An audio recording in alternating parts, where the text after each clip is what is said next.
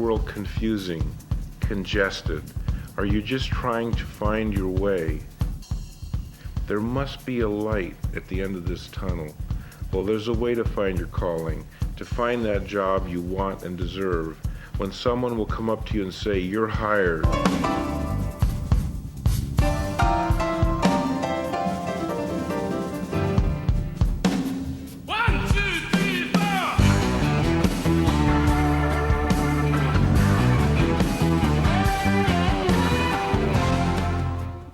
Hi, I'm Steve Piazzali, a career and life coach, and welcome to You're Hired, a show about jobs and careers in which we answer questions such as, how do I find work that makes me come alive? How do I get that job I want and deserve? How do I find out about careers in different fields like marketing, accounting, the whole green space? Well, we're going to answer those questions and many more on each show by having on each show knowledgeable, lively guests. We certainly have one today.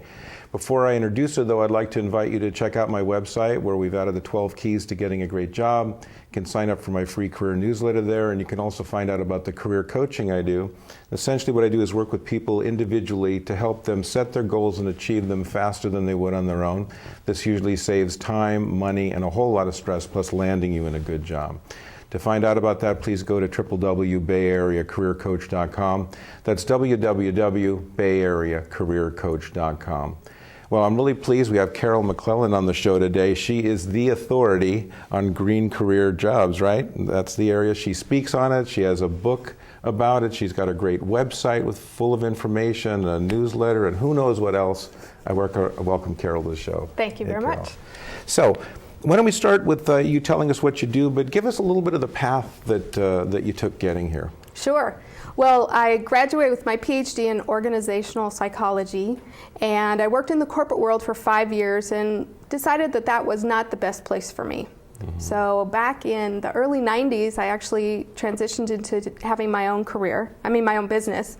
And in that business, I helped people find careers that really match their interests, their values, and their work style. So I've worked with thousands of people, and in the process, I've written several books. Your Dream Career for Dummies is still out, and another. That's a great book. Thank you. Yeah. And another book called The Seasons of Change, all about helping people with life transitions. Mm-hmm. And along the way, I taught other career coaches and career counselors how to use my programs with their clients. And about early 2007, right after An Inconvenient Truth was shown, mm-hmm. I heard a different beat going on. You know, I just sensed that something was changing. And when I realized that they were asking people to change their light bulb, it was a personal lifestyle change they were asking for to help with climate change. I thought, well, but it's bigger than that, because somebody's got to invent and design and manufacture and distribute and market and sell that particular light bulb, or all the other things we're going to have to change. And I realized there are careers there.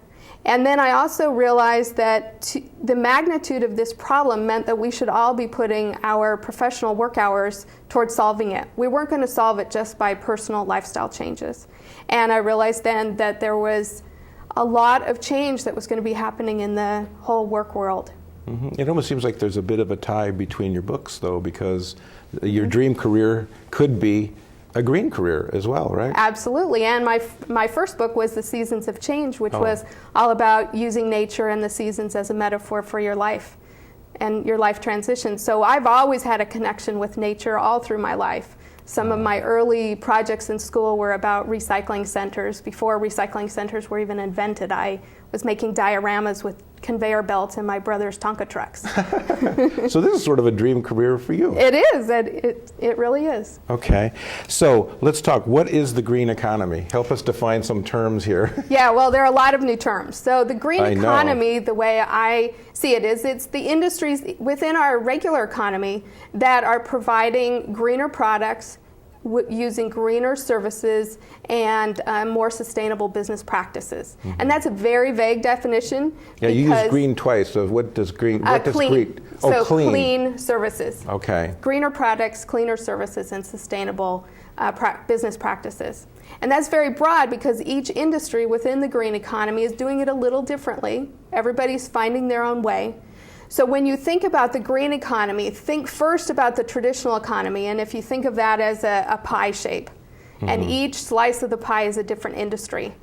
and then think of green coming up in the middle and sprouting out across the surface of that pie. And different industries are becoming green at different rates. So some are ahead of others, but a lot of industries are changing. As I was writing my new book, Green Careers for Dummies, I found 45 different industries to profile in the book, each of which was moving in a green direction.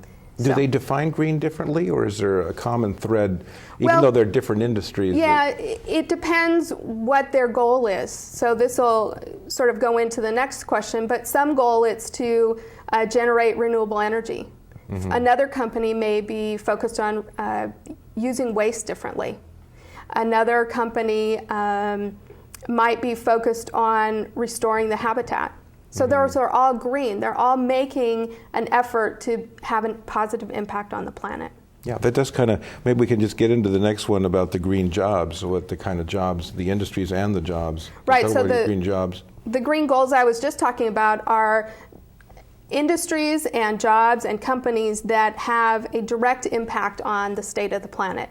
So they are doing something in their work that they can actually see an impact. They're either lowering the carbon emissions, they're reducing waste, they're improving the biodiversity in a biosphere somewhere.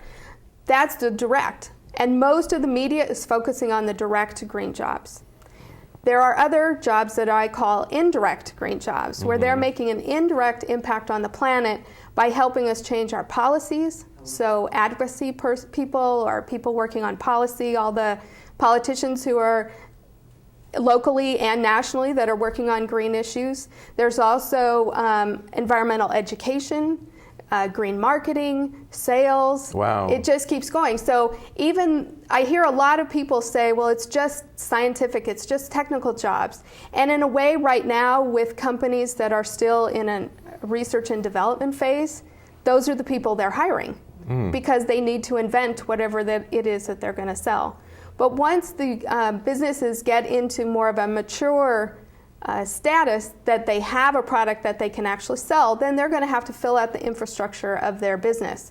They're going to need operations people. They're going to need HR people. They're going to need trainers. They're going to need salespeople. So you're saying this is an easier transition that people can move from their field to another because the function's the same. Right. Is that what you're saying? Yeah, and so they will have to gain new knowledge about sustainability and how to do things in a more energy efficient way or with less waste, but they can still build on and leverage the skills and talents and education that they already have. So there's a green job out there in green industries for everyone.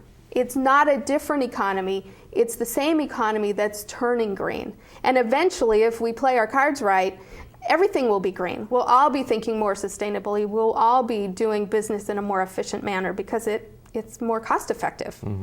And over time, it's likely that this term green will shift and will go away because that's just the standard way of doing business. That is if we do what we're meant to do right now. We didn't talk about this before, but can one country make an impact if the other countries don't? This is a global thing, yeah, right? It is. So you would think if there's partnerships and countries go along with it, you'd also have jobs in different countries where they're trying their own initiatives, right? Right. Well, the truth of it is we're sort of behind in the we're U.S. behind. We are behind. Even though we're we not blame used to China being all the that. time? Yeah. So China has a fair amount of manufacturing. They may not be green in how they're doing everything, because they've got a lot of coal burning plants and things like that, but they are definitely in this green space and we need to watch that. Europe is also very big. So it's a global economy shift, really.